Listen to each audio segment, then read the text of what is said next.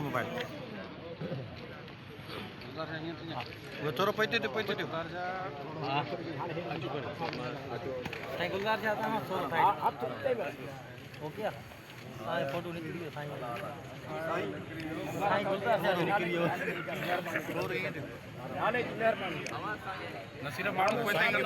माण्हू खे पैते कंदो माण्हुनि खे हिकिड़ो मिंट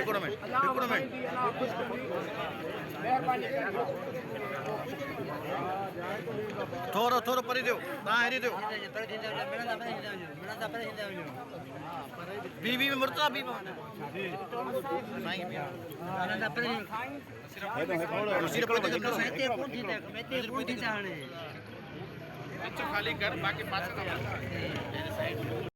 मई को केस फिर FIA कोर्ट में चलेगा।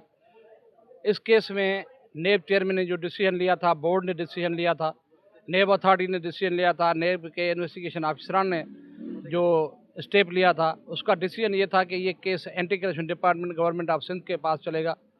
तो ये ऑब्जर्वेशन कोर्ट में आ चुकी थी, पर उस ऑब्जर्वेशन को बाईपास करके ये केस FIA कोर्ट को भेजा गया। न तो FIA कोर्ट के अख्तियारात का केस है, न फेडरल एम्प्लॉइज़ हैं कि ये केस FIA कोर्ट में चलना चाहिए।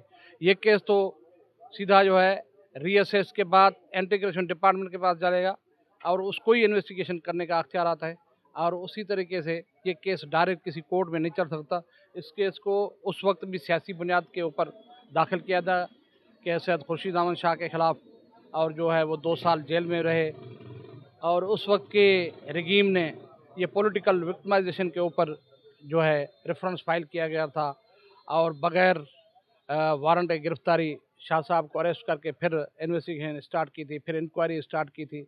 और इससे पहले भी ये केस 2013 में इन्वेस्टिगेट हो चुका था, वो फिर दोबारा ख़त्म हो गया था। ये फिर दोबारा 2018 की रजीम में पॉलिटिकल विक्टिमाइजेशन के बुनियाद पे दोबारा दाखिल किया गया। अच्छा, आप समझते हैं कि इसमें जो कानून नेब वाले खुद कह रहे हैं तो ये केस एंटी करप्शन में चलना चाहिए, हम भी कह रहे हैं एंटी करप्शन में चलना चाहिए, री इन्वेस्टिगेशन होनी चाहिए, इंक्वायरी होनी चाहिए एज़ पर लॉ।